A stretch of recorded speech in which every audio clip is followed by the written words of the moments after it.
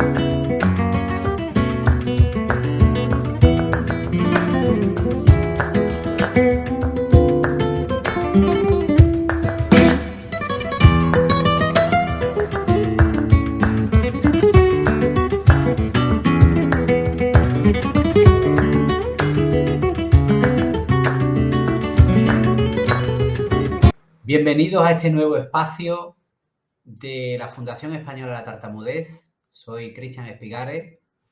Y yo soy Luis Gómez. Y hoy nos hemos reunido aquí para empezar este nuevo ciclo de Radio Sapiens desde un programa dirigido a la tartamudez.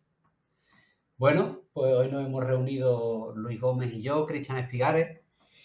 Se nos encomendó el hecho de empezar esta nueva etapa en la Fundación Española de Tartamudez, haciendo esta grabación, que se va a hacer una grabación mensual, en la que vamos a hablar de lo que se está realizando a día de hoy desde la Fundación Española. Y yo, como delegado de Andalucía, pues hablaré de lo que yo por mi lado estoy haciendo en Andalucía, el grupo de tartamudez, de autoayuda, que estamos haciendo una quedada cada 15 días, lo estamos haciendo ahora. Y bueno, ¿tú quisieras decir algo, Luis, sobre...? Sí, bueno, solamente aquí vamos a participar en este primer capítulo, por así decirlo, Cristian y yo. Daremos algunas nociones, lo que desde nuestro punto de vista siempre, ¿no?, en la tartamudez. Seguramente todos tendremos un poco de discrepancia o diferentes opiniones al respecto, pero bueno, vamos a lanzarnos y con ello también hacemos un llamamiento para que este podcast pueda llegar a la máxima audiencia posible y a la vez para que todo el mundo que sienta inquietud por participar se ponga en contacto con nosotros, con la Fundación, con la Delegación de Andalucía, con Cristian en persona o conmigo en persona. Da igual la forma de llegar hacia nosotros. Bueno, Luis, tras esta bienvenida, me gustaría que hablásemos un poco de la Fundación Española, que a día de hoy lleva más de 20 años en actividad. Y bueno, lo que ha representado la Fundación Española para nosotros, ¿no? ¿De qué manera entraste tú a la Fundación Española y por qué? Sí, pues yo, Cristian, bueno, como dices, lleva 20 años de trabajo que hay detrás de la Fundación, por parte sobre todo de Adolfo, que es el presidente de la Fundación Española de la Tartamudez. Ha conseguido grandes logros con ello. Y bueno, desde mi punto de vista, la Fundación aporta muchísimo. A mí en particular, yo acudí a ella hace ahora aproximadamente 12 años, o 13 incluso. Estaba realizando los estudios universitarios y necesitaba o tenía la inquietud de conocer a personas que compartieran nuestras circunstancias, ¿no? La tartamudez al fin y al cabo, y a ver qué cosillas nos podíamos aportar entre nosotros, ¿no? Yo aportar y que, sobre todo en ese momento, que me aportaran a mí, ¿no? Porque es verdad que cada uno se enfrenta a ciertas situaciones que pueden resultar un poco duras, pueden resultar un tanto limitantes, ¿no? Sobre todo cuando ves que tus compañeros no presentan esas limitaciones, ¿no? Pues en mi caso sería este reflejo en la parte de universitaria, ¿no? Exposiciones, trabajos, etcétera, etcétera, que pueden resultar un tanto frustrantes porque ves que esas limitaciones se están reflejando ahí, ¿no? En tu trabajo, como que sientes que puedes dar más y existe una limitación que hay que afrontarla, ¿no? Hay que afrontarla y en este caso ahí está la fundación y los compañeros que seguro que lo que sentimos no es la primera vez que una persona lo siente. Siempre hay alguien que pueda aportarte y que puedas compartirlo, ¿no? Bueno, ¿me podrías hablar un poco más, digamos, de esa vez que tocaste la puerta de la Fundación Española? Eso hace ahora mismo, igual que dice, 12 o 13 años. ¿Y por qué fue? ¿Fue por algo en especial? Ese momento que tú dijiste, yo tengo que acudir a la fundación, digamos, Pues ¿qué te llamó? no ocurrió, digamos, ningún hecho en concreto. Simplemente fue, bueno, a raíz de investigar, ¿no? En Google, estaba googleando, recuerdo, y encontré la página web de la fundación, ¿no? Y digo, pues mira, buen momento para poder ponerme en contacto con ellos.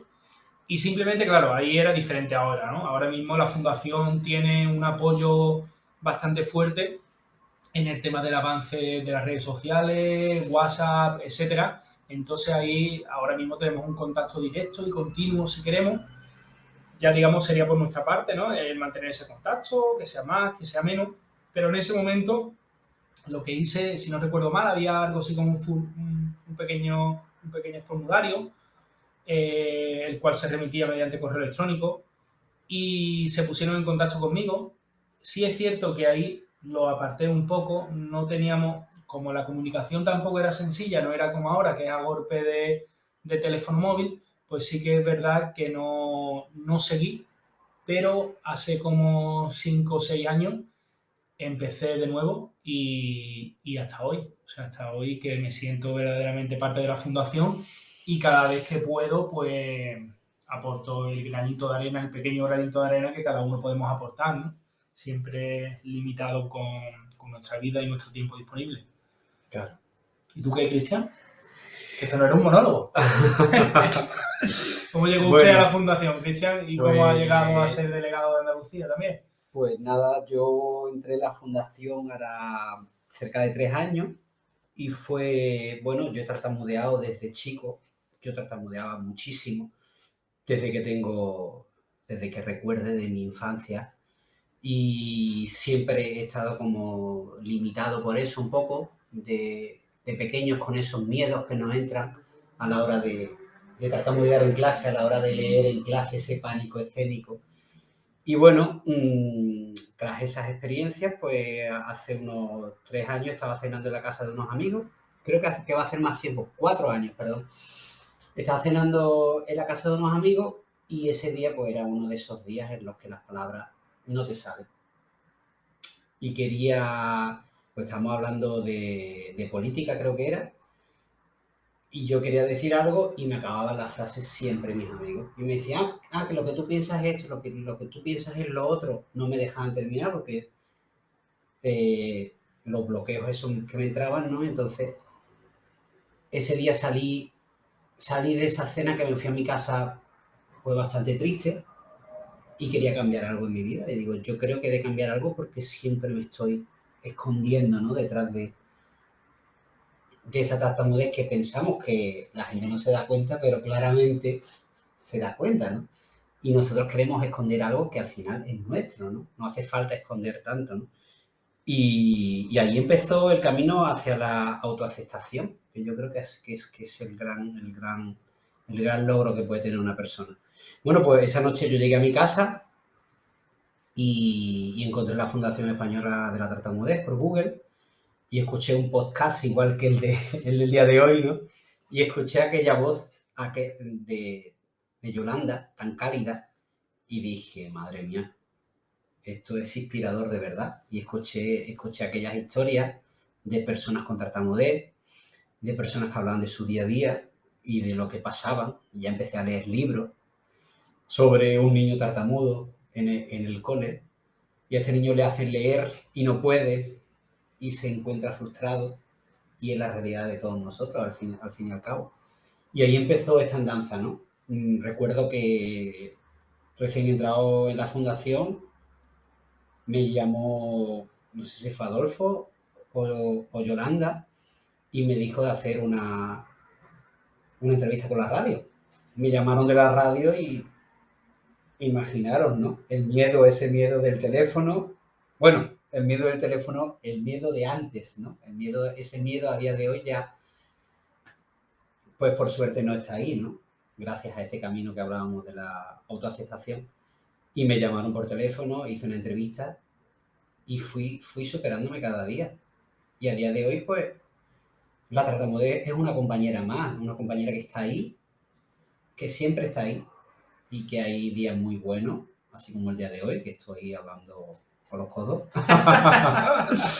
Y hay días en los que, bueno, yo soy trabajador social y trabajo pues haciendo presentaciones en ayuntamientos, haciendo presentaciones en colegios.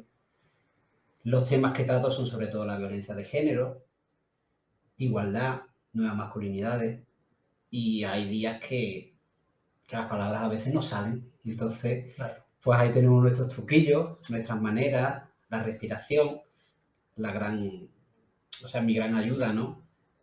Regular la respiración, salir del bloqueo, intentar al final, pues presentar no es solamente lo que se dice, es también de qué manera se dice, de qué manera se expresa, lo no verbal también, que es muy importante, las pausas.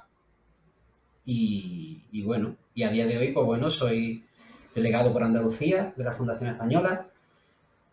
Llevo un grupo de autoayuda cada 2 semanas, cada 15 días, en lo que nos encontramos pues algunos miembros y estamos en el camino de la superación, digamos, de la autoaceptación de la tartamudez, que yo pienso que es uno de los caminos fundamentales para dejar atrás el miedo limitante, porque se dice que el 70-80% de nuestra tartamudez es muchas veces el miedo a tartamudear, ¿no? Si nos quitásemos ese miedo, a lo mejor pues solo quedaría un 20%, un 10%, ¿no? Y bueno, ese es el camino, y a día de hoy pues estamos haciendo este podcast pues para realzar un poco, claro, la figura de la fundación, lo que nos ha ayudado, ¿no? Si tú quieres aportar algo, digamos, lo que... Sí, bueno, una pregunta, ¿no? En referencia a lo que has dicho ahora mismo, ¿no? Es cierto que, claro, nosotros nos conocemos y yo sé tu exposición al público, ¿no? Tu exposición completa, ¿no? En lo laboral que te ha llevado a estar diariamente enfrentándote a lo que sería un reto para cualquier persona, ¿no? Que sufre tartamudez o que presenta tartamudez, ¿no? Entonces, claro, quería ir por ese camino, ¿no? ¿Cuánto o cómo crees que te ha aportado esa obligación? Es decir, ¿fue ante el huevo o la gallina? ¿Te obligaste a exponerte y por eso tuviste unos resultados tan positivos, ¿no? En tu confianza y en la forma en la que te expresas hoy en día? ¿O mejoraste y luego te expusiste? Es decir, esas exposiciones, esos retos que tú abres a diario en todos los ayuntamientos, en todos los coles que pones, van creciendo contigo. Cada día esa confianza es mayor y eso te aporta a ti en tu vida diaria. Muy buena pregunta. Bueno, yo he de decir que yo me fui a Alemania con 18 años. Yo soy mitad alemán por parte de madre.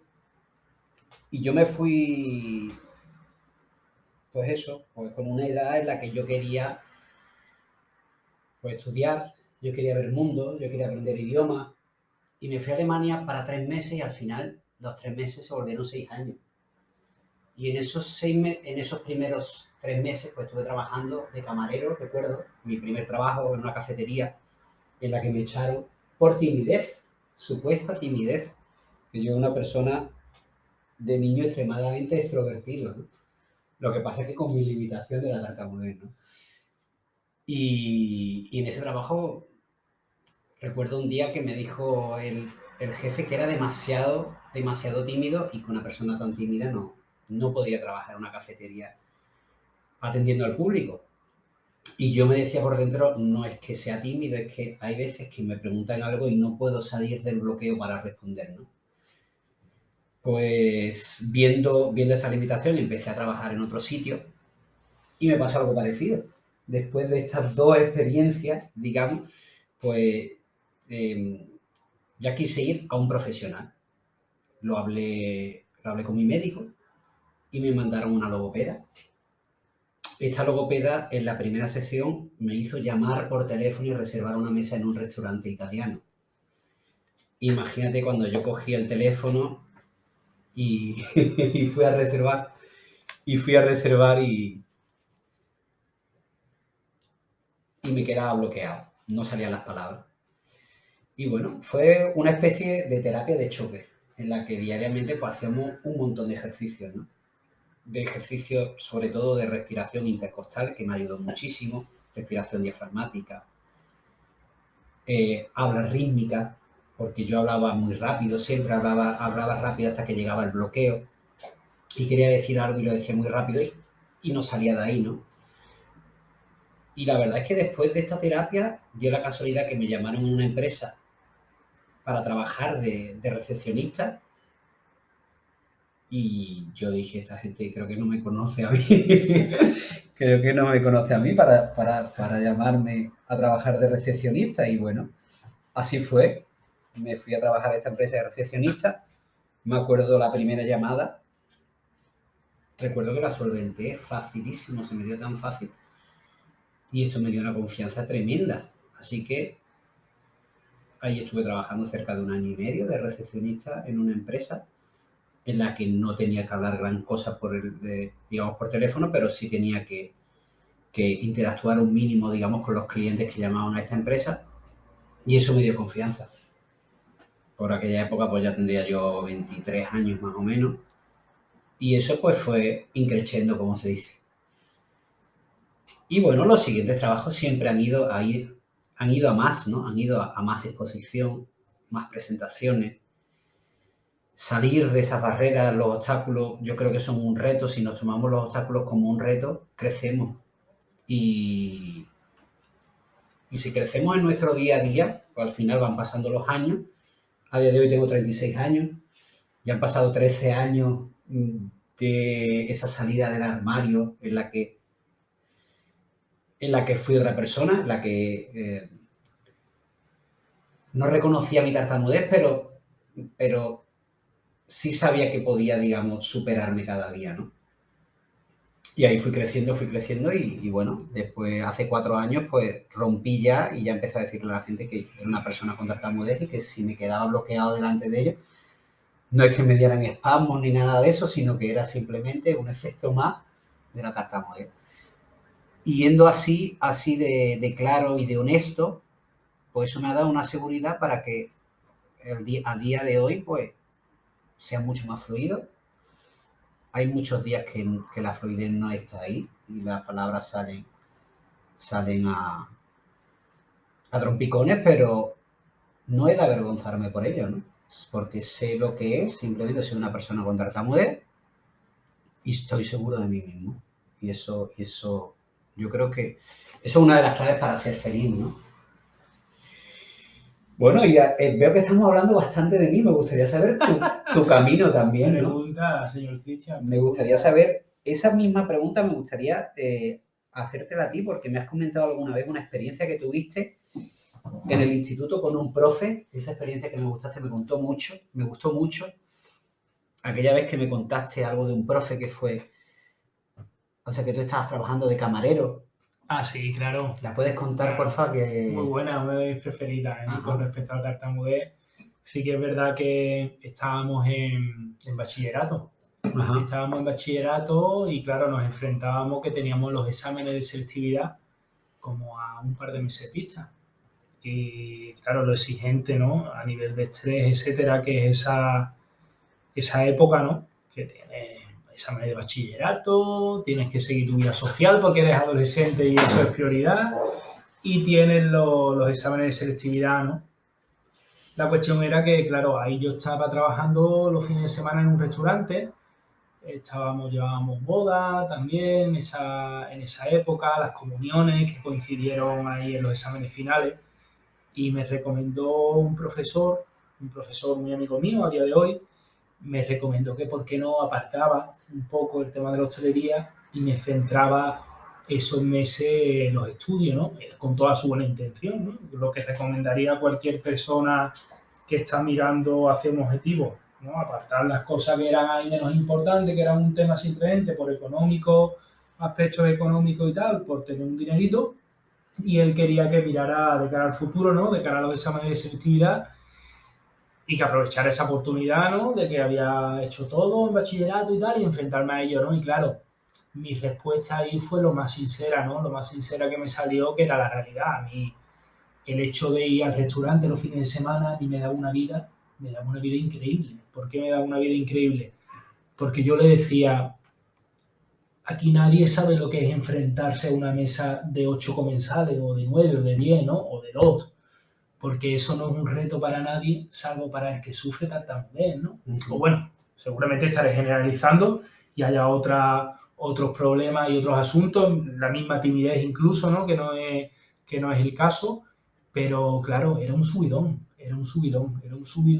cuando venían, ¿no? De una época en la cual hablar era algo que intentaban minimizar, ¿no? Sobre todo esas exposiciones públicas, etcétera. Y en ese momento ibas envalentonado, no lo buscabas, porque lo enfrentabas como un reto, no como un trabajo. Ahí el trabajo te aportaba, no solamente en el aspecto económico como todo trabajo, sino te aportaba a nivel espiritual, ¿no? Yo salía de trabajar y salía con una fuerza increíble, porque claro, me había enfrentado a un reto, ¿no? Y cada día lo iba superando. No superar la tartamudez, ¿no? Porque no es la cuestión. Aquí no estamos para dejar de ser, porque eso lo seremos siempre, ¿no?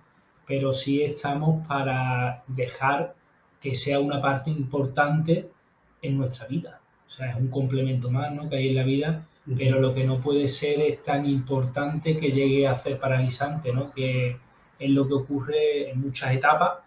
Y es lo que hay que evitar, ¿no? Hay que evitar lo que has dicho tú exactamente, ¿no? El reconocimiento, ¿no? Hacia uno mismo. Hay que ser sincero con uno mismo, reconocer lo que tenemos, reconocer lo que se nos ha dado. Seguro que tenemos otras múltiples habilidades. Y jugar esas cartas, ¿no? Jugar las cartas y tomarlo con naturalidad. Hay otros problemas infinitamente más importantes que la tartamudez, ¿no? Y yo creo que eso es básico, ¿no? El reconocimiento en uno mismo de que es verdad, existe una problemática, afecta sobre todo a nivel psicológico, ¿no? En ciertas edades, la adolescencia es una etapa dura, la niñez es una etapa dura, porque afectan mucho más las opiniones ajenas y demás. Pero bueno, no deja de ser una característica, ¿no? Una característica que hay que afrontar, hay que interiorizarla y sobre todo no debe ser paralizante, tiene que ser simplemente un acicate para ir afrontando retos. Bien. Y en tu día a día, digamos, en tu trabajo y demás, ¿tú cómo te afrontas, digamos? Tú cuando te levantas y demás y sabes que tienes una reunión importante o tienes una tarea importante, ¿piensas en algún momento en si tartamudearás o no tartamudearás?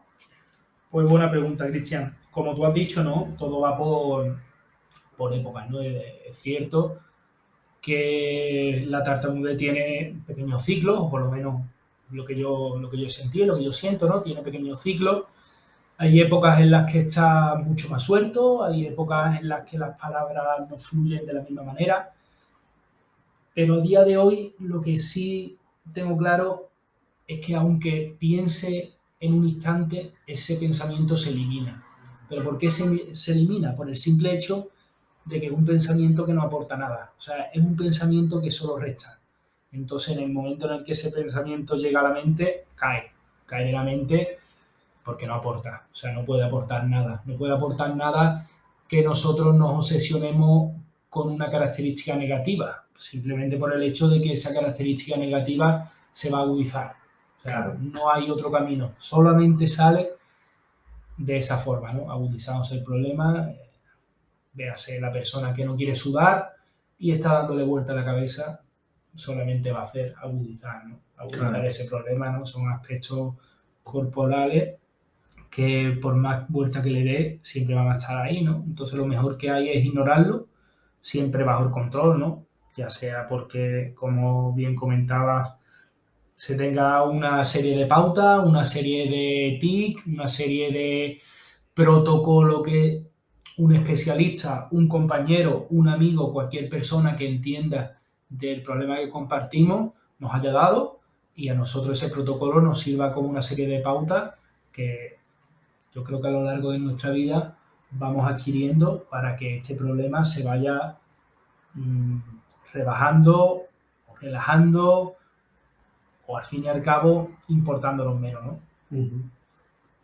Fantástico, la verdad es que justamente pues compartimos esa visión, ¿no? Yo pienso que es eso, que cuando realmente, o sea, si no se piensa tanto, al final fluye todo un poco más, ¿no? Y es lo que yo recuerdo, ¿no? Yo recuerdo eso, pues de joven, sobre todo una etapa adolescente, digamos, esos 16, 17, en las que yo me despertaba a las 7 de la mañana, entraba al instituto a las 7, a las 8:30, pero me despertaba a las 7 para leer el periódico en voz alta. Pensaba que eso me ayudaría a escucharme fluido.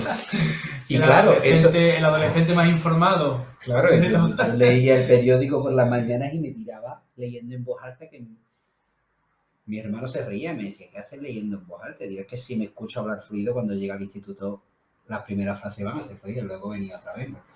Pero ya me estaba limitando el hecho de que estaba pensando y mi día se estructuraba en los momentos de tartamudez y los momentos de no tartamudez. Entonces, desde que cambié esa percepción, y es lo que tú dices, no me despierto o no estoy pues pensando si voy a tartamudear o no, ¿no? Voy a hablar y si viene el bloqueo, pues vendrá. O sea, yo estoy en pleno proceso de que hablamos de autoaceptación, ¿no? Que es el momento de que siempre estamos ahí, ¿no? Pero según nos vamos autoaceptando más, dejamos también de pensar estas cosas y sabemos que es una característica nuestra más. Totalmente. Y cuando tiene que venir, viene y ya está, no es nada más que eso. Así que bueno, yo pienso que bueno, pues a través de este primer podcast lo que queremos es hacer un llamamiento, sobre todo a los miembros de la fundación, así como a futuras personas que quieran ser miembros de la fundación, a participar, ¿no? Porque esta fundación, si tiene una característica, es que los miembros somos la fundación, ¿no? Entonces, gracias a la participación y gracias a la voluntariedad de todos nosotros, pues se pueden hacer muchas cosas, ¿no? Aquí en Andalucía, por ejemplo, pues estamos haciendo un grupo de autoayuda, así como dije antes, y yo creo que es un grupo de gran utilidad, en la que el grupo que ahora mismo estamos, que seremos pues, entre 8 y 10, 12 personas que solemos quedar, pues crecemos juntos, ¿no? Cada 15 días nos vemos, tratamos una temática. En este caso, las primeras temáticas a tratar ha sido siempre la autoaceptación, y estamos creciendo, digamos, como grupo y por separado también, ¿no? Cada uno de nosotros, ¿no? Totalmente de acuerdo, Cristian. Estamos en una fundación en la que hay que acercarse a ella, o sea, hay que participar en ella. No es una fundación que nos va a buscar, aunque lo estamos intentando hacer. Estamos intentando buscar a personas que reconocemos que pueden tener una serie de limitaciones porque son más tímidas, etcétera. Pero es verdad que hay que arrimar el hombro. Es una fundación que, nunca mejor dicho, la componemos todos, pero también se basa en el trabajo de todos, ¿no? Ese trabajo completamente altruista que se ve reflejado, por ejemplo, en lo que comentas de los grupos de autoayuda, grupos en los que nos nutrimos todos, en los que vemos una evolución clara respecto a la parte comunicativa, ya no solamente en el aspecto de la tartamudez, sino en el aspecto de la timidez, en el aspecto de atreverse, ¿no? a afrontar una videollamada. Y yo creo que eso tenemos que potenciarlo al máximo, ¿no? Tenemos que potenciar, tiene que ser parte de nuestra vida, ¿no? Parte de nuestro hobby, Claro. y sacar tiempo de calidad para invertirlo en la fundación, ¿no? Cada cual, obviamente, lo que pueda, ¿no? Sí, yo creo que es una labor fundamental y lo dicho, ¿no? Que nos enriquece. Y bueno, desde que empezamos hasta ahora, pues hemos invitado a logopedas de renombre, digamos, que nos han informado sobre los nuevos estudios de la Muy logopedia. interesante, los invitados muy interesantes. Invitamos a Gael de Canarias, ¿no? También que nos habló sobre la oratoria, ¿no? Él tiene un grupo de oratoria y lo que le ha ayudado a él, ¿no? Estas pautas del habla, ¿no? Ya sea lenguaje verbal, no verbal, silencio. Yo llevo asistiendo a un grupo de oratoria ahora mismo 3 semanas en las que me tengo que poner cada día y cada día pues se coge un papel, ¿no? Este papel pues ya puede ser de presentador, de moderador, de explicar un rol, de hacer un rol, ¿no? Porque hay una sección que se llama improvisado, en la que tú sales y no sabes el rol que tienes que coger y a lo mejor te dicen, pues, eres Will Smith y acabas de recibir el Oscar, ¿no? No, la mano no se va a ir. Pero ahí tuve 1 minuto y medio de improvisación en la que me fue súper bien. Vaya, yo el primer día que llegué presenté quién era y luego dije también que era sin miedo ninguno una persona con tartamudez y que venía, ¿no? Porque ese día se habló también de Demóstenes, el gran orador griego, que era una persona con gran tartamudez, así lo explican los libros, y llegó a ser el mejor orador de Grecia, ¿no? Se trabajó mucho, ¿no?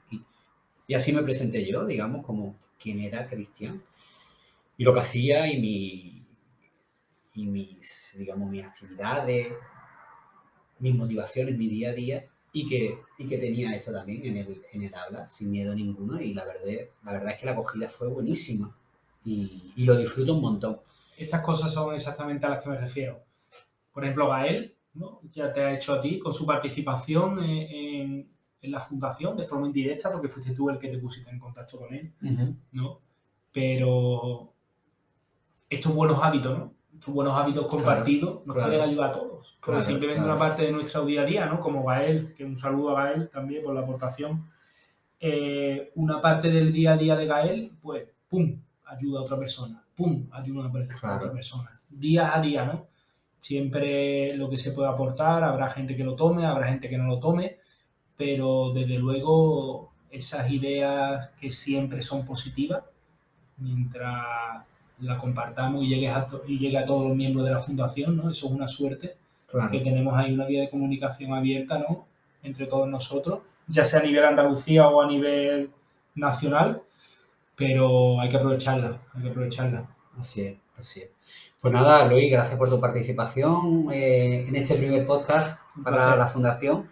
Y nada, que os animéis todos, os llamamos a la participación y que seamos más cada día, que sigamos creciendo, que digamos adiós a nuestras limitaciones y que veamos, si las tenemos todavía, que veamos las limitaciones como, digamos, como unos retos, y esos retos traen logros y esos logros lo que nos hacen crecer como personas, ¿no?